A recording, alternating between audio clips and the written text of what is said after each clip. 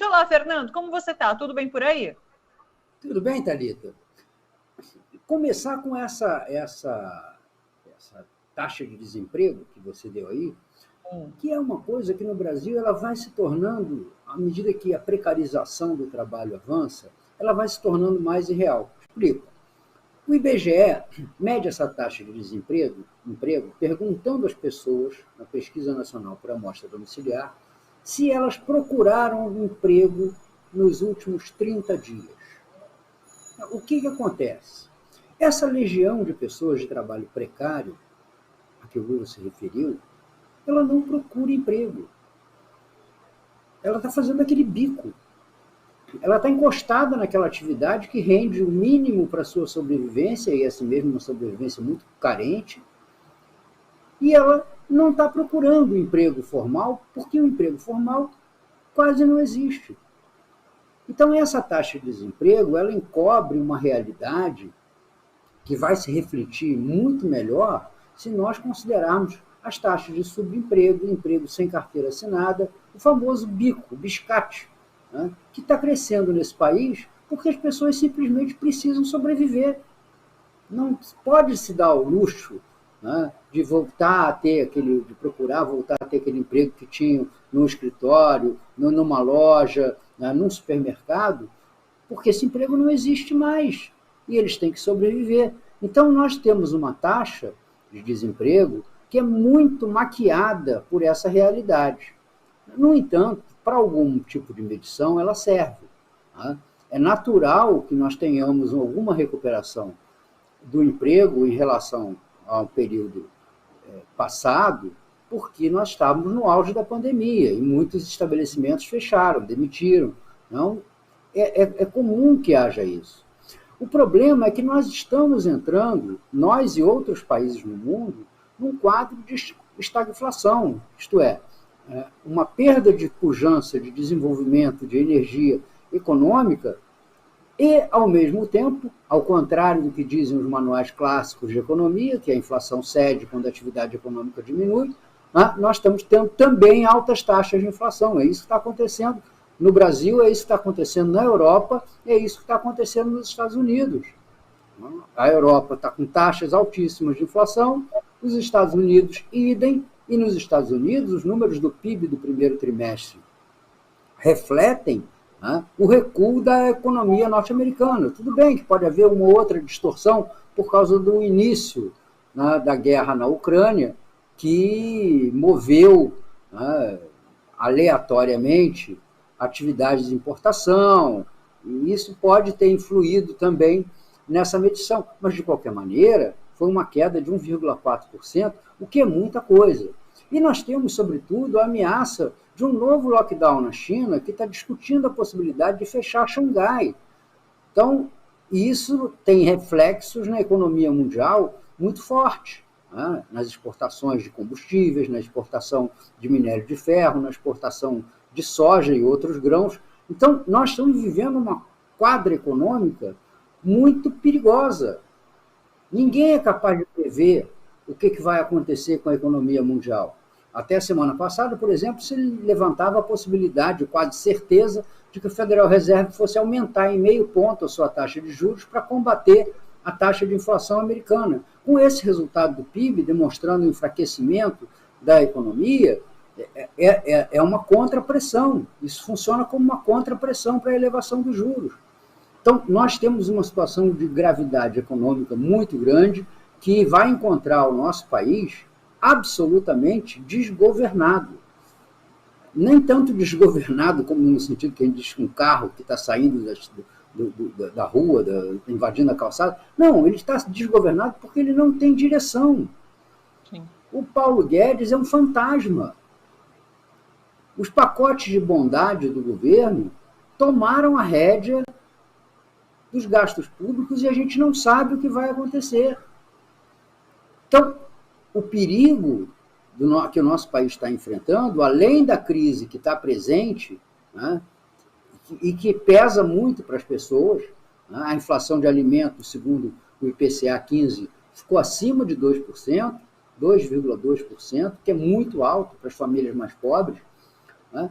Além disso, nós temos também uma falta completa de perspectivas, de rumos. O país não tem programa econômico. Qual é o programa econômico do Brasil? O que a gente tem que investir para crescer no Brasil? Quais são as atividades que têm que ser privilegiadas? Aí o governo vai e faz um corte linear no IPI, quer dizer, abre mão de receita, abriu mão de 35% da receita de IPI, né, para vários itens, né, quase todos. Né? Mas da mesma maneira que você tira dos itens, por exemplo, da linha branca, que são uma necessidade da família, geladeira, fogão, etc., tal, você tira para os automóveis sem critério, inclusive os carros mais luxuosos. Né? E é um valor muito alto. É um valor muito alto e representa muita perda para a arrecadação pública.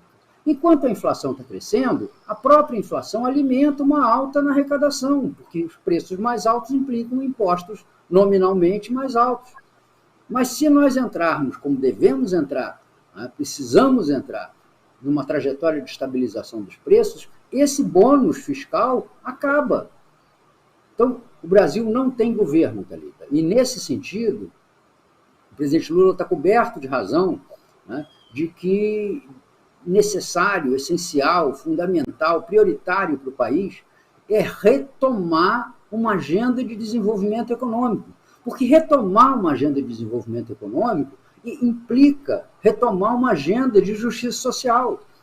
Eu me lembro sempre de uma expressão do Brizola que dizia que desenvolvimento econômico e justiça social são como 2 trilhos de uma estrada de ferro. Quando a gente quer ter um sem ter o outro, o trem descarrilha.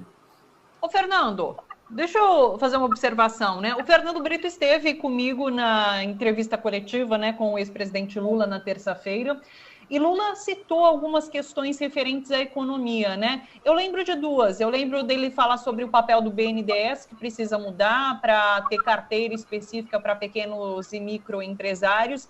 E lembro que ele falou que, se eleito, quando eleito, o primeiro ato dele seria convocar os 27 governadores para tratar sobre a questão de infraestrutura necessária em cada estado, para com isso gerar emprego, criar essa geração de emprego, movimentar a economia, né? Você acha que são 2 bons caminhos? Como que você avalia?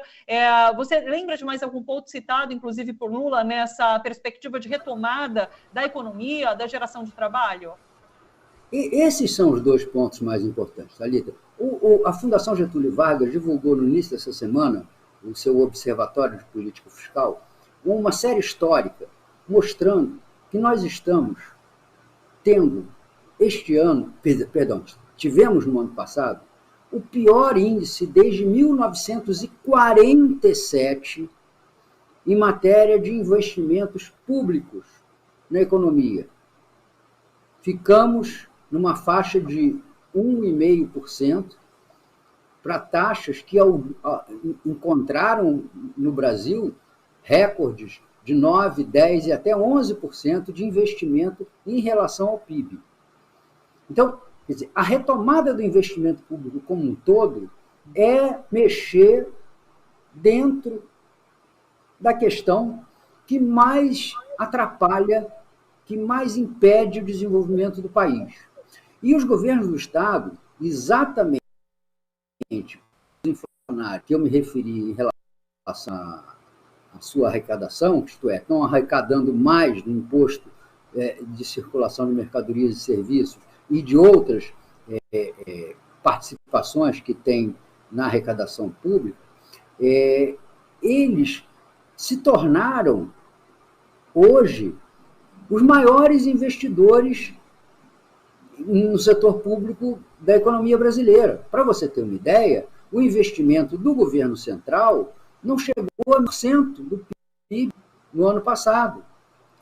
Os governos dos estados alcançaram perto de 1%. Então, a capacidade de investimento dos governos de estado, imediata, é mais forte que a do governo central, exatamente porque o governo central já não tem no seu orçamento, né, reservas para esse tipo de investimento.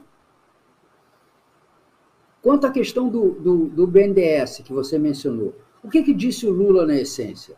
Que ele está disposto a rever a política que ele praticou nos seus 2 primeiros governos, de investir na formação de campeões nacionais, isto é, aquelas empresas brasileiras que tinham condições de competitividade, inclusive no exterior, não só para atender o mercado interno, como competir no exterior. Ele acha que isso agora deve ser substituído por uma pulverização dos recursos do BNDES para favorecer pequenas e médias indústrias, pequenos e médios negócios. Eu acho que esta questão corresponde a duas necessidades. Em primeiro lugar, a Operação Lava Jato destruiu essas empresas.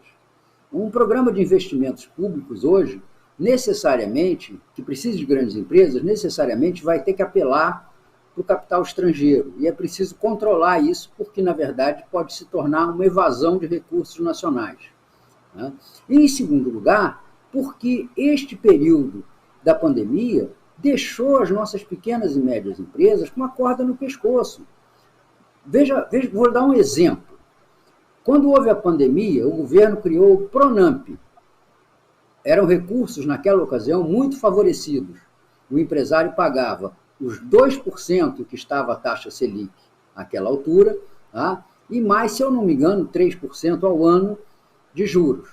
Muito bem, isso era um programa adequado, uma remuneração alcançável pelo pequeno e médio empresário. Só que ao longo deste ano passado, a taxa Selic foi subindo. 2, 3, 4, 5 e agora está em 11,5%. E vai subir mais.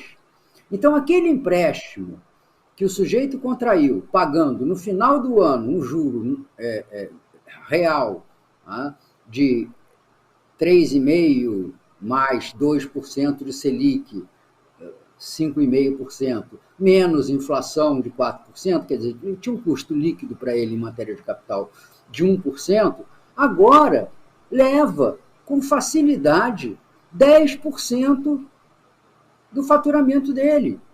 E como ele não está vendendo, porque a economia está fria, 10% do faturamento é proibitivo. Então, nós estamos carregando uma operação do passado que não se adequa mais aos tempos de hoje. Então, o BNDES tem que entrar nesse campo aí, refinanciar dívidas, criar empréstimos novos com linhas acessíveis, e voltar a fazer essa roda da economia girar.